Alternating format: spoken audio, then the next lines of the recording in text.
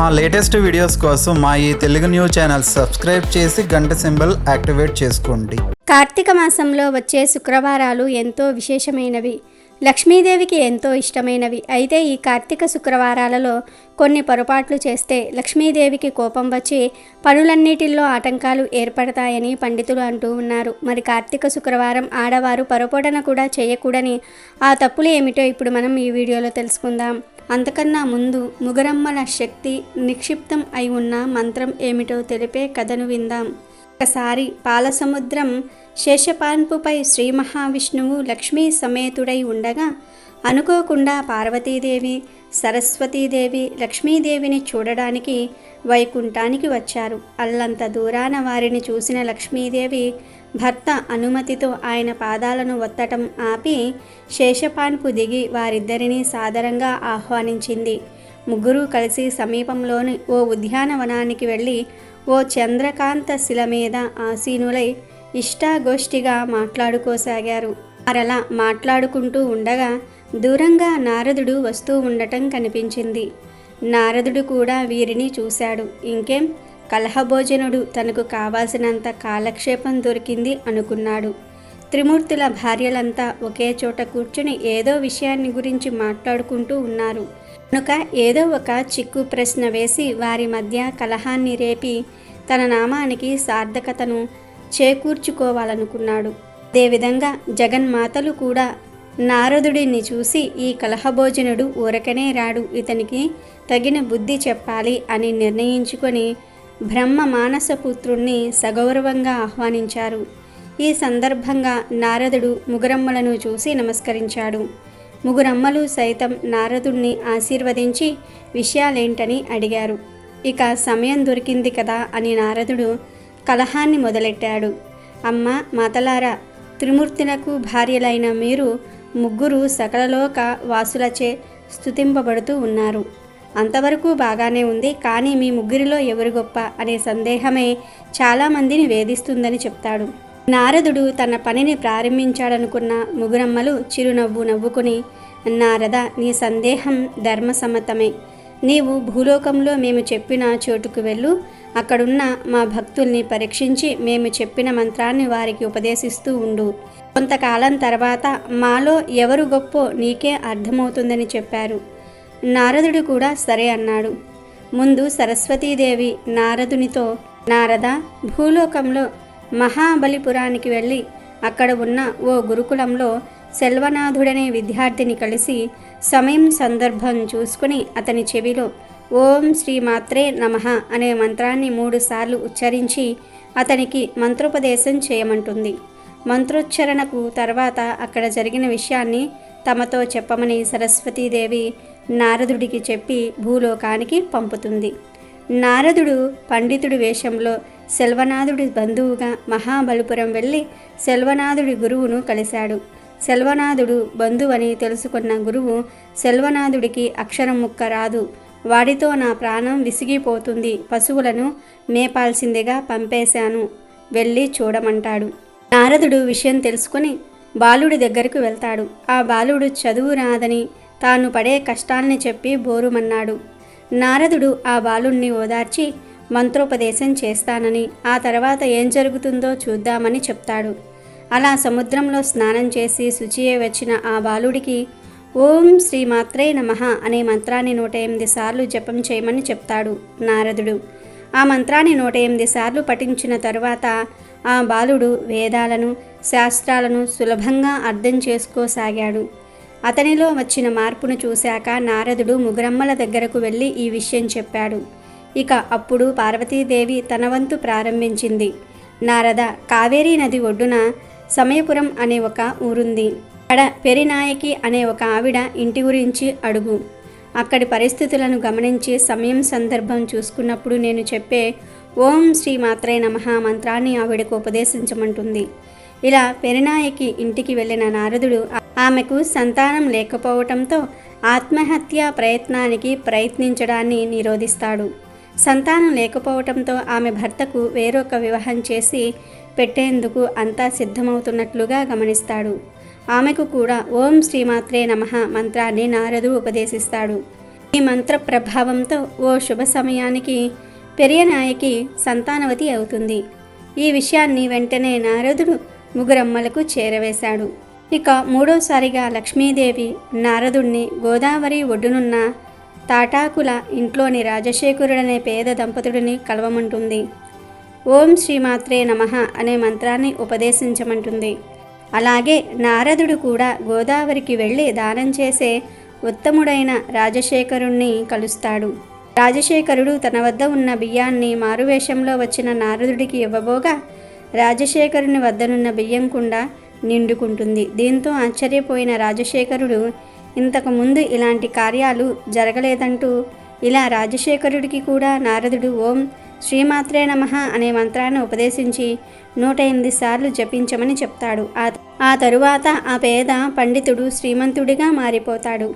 ఈ అద్భుతాన్ని కల్లారా చూసిన నారదుడు అజ్ఞానానికి సిగ్గుపడుతూ ముగ్గురమ్మలను దర్శించుకుంటాడు. అమ్మలారా, మిమ్మల్ని అర్థం చేసుకోకుండా ప్రశ్న అడిగాను. ఇప్పటికైనా ఈ మంత్రం ఎలా పుట్టిందని అడుగుతాడు. అప్పుడు నారదునితో లక్ష్మీదేవి ఇలా అంది. బ్రహ్మదేవపుత్ర, మా ముగ్గురు శక్తుల్లో ఎటువంటి తేడాలు ఉండవు.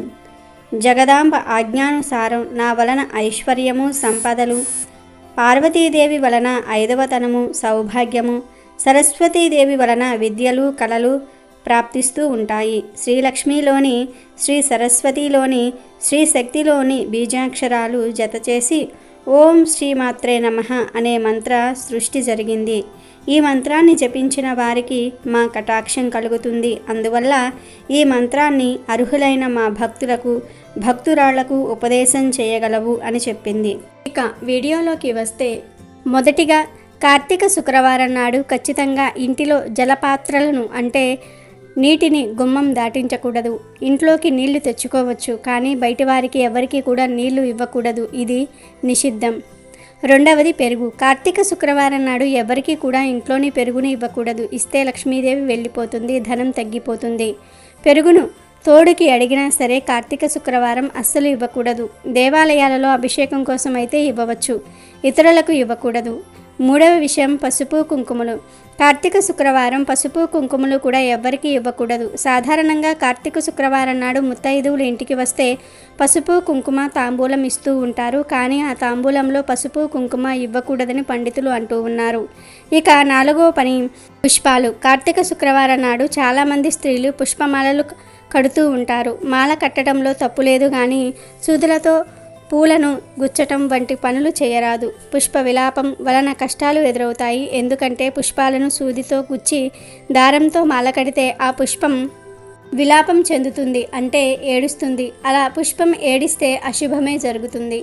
శుక్రవారం పూట పూల యొక్క కన్నీటి బిందువులు ఇంట్లో పడితే లక్ష్మీదేవికి ఎన్ని పూజలు చేసినా అవి ఫలించవు, పైగా పాపం చుట్టుకుంటుంది. పుష్పమాలలు కట్టడంలో తప్పు లేదు, కానీ పుష్పంలో నుంచి సూది ఎక్కించటం అనేది నిషిద్ధం. కార్తీక శుక్రవారం ఈ పనులు అస్సలు చేయరాదు. మరొక విషయం ఏమిటంటే, చాలామంది గంధం అరగదీస్తూ ఉంటారు. అరగదీసిన చందనాన్ని పూజకు వాడటం శుభప్రదం. కానీ కార్తీక శుక్రవారం మాత్రం శ్రీచందనం అరగదీయకూడదు.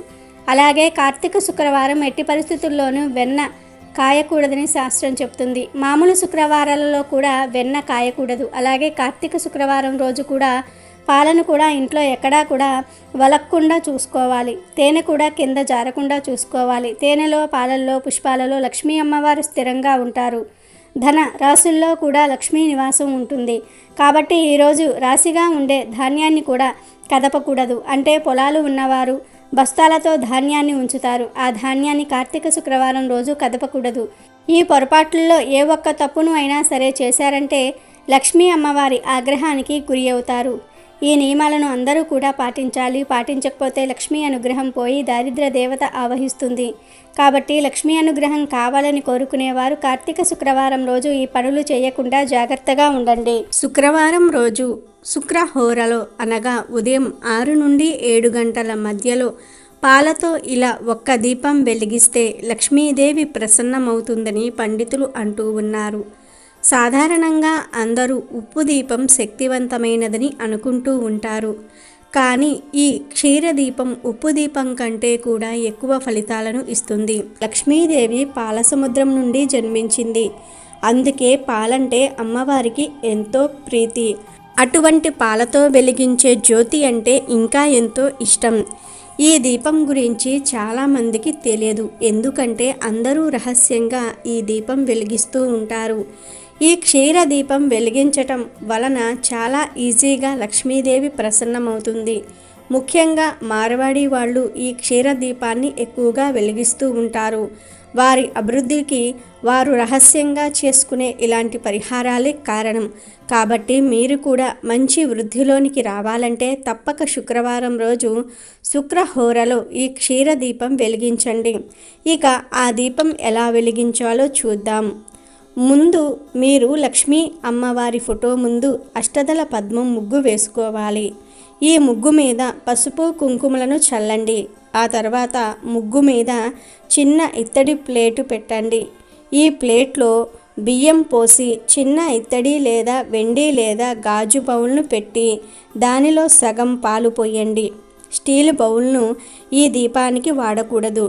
ఇలా బౌల్లో పాలు పోసిన తర్వాత ఆ పాలల్లో నువ్వుల నూనె పొయ్యండి. ఇప్పుడు ఈ నూనె పాలపైకి తేలుతుంది. ఈ నువ్వుల నూనెలో జలవత్తులు అని ఉంటాయి కదా, బయట పూజా సామాగ్రి స్టోర్స్లో దొరుకుతాయి. ఆ ఒత్తులు వెయ్యాలి.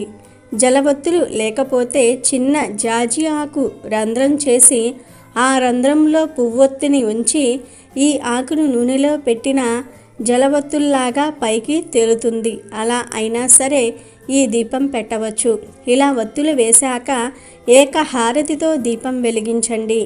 ఇలా క్షీరదీపం వెలిగించిన తర్వాత పసుపు కుంకుమలతో దీపాన్ని అలంకరించుకోవాలి. అంటే పాలు పోసి పెట్టిన బౌల్కి పసుపు కుంకుమ బొట్లు పెట్టాలి. అలాగే పుష్పాలు అక్షింతలు సమర్పించాలి. కుదిరిన వారు లక్ష్మీ అష్టోత్తరం విష్ణు సహస్రనామాలు చదువుకోండి. అలాగే నైవేద్యంగా పసుపు రంగులో ఉండే స్వీట్స్ని పెట్టండి. ఏ శుక్రవారమైనా సరే ఈ క్షీర దీపాన్ని వెలిగించవచ్చు. ఇది చాలా శక్తివంతమైన దీపం. శుక్రహోరలో ఈ దీపం వెలిగిస్తే చాలా మంచిది. కుదరని వారు సాయంత్రం కూడా వెలిగించుకోవచ్చు. లక్ష్మీదేవిని ప్రసన్నం చేసుకునే అద్భుతమైన దీపం ఇది. ఈ దీపానికి పసుపు రంగులో ఉండే పువ్వులు సమర్పిస్తే మంచిది. ఈ దీపం దగ్గర పువ్వులు నైవేద్యం అన్నీ కూడా పసుపు రంగులో ఉండే విధంగా చూసుకుంటే చాలా విశేషమైన ఫలితాలు కలుగుతాయి. కాబట్టి మీరు కూడా శుక్రవారం రోజు ఈ క్షీరదీపాన్ని వెలిగించి లక్ష్మీ అనుగ్రహాన్ని పొంది సకల ఐశ్వర్యాలను పొందండి.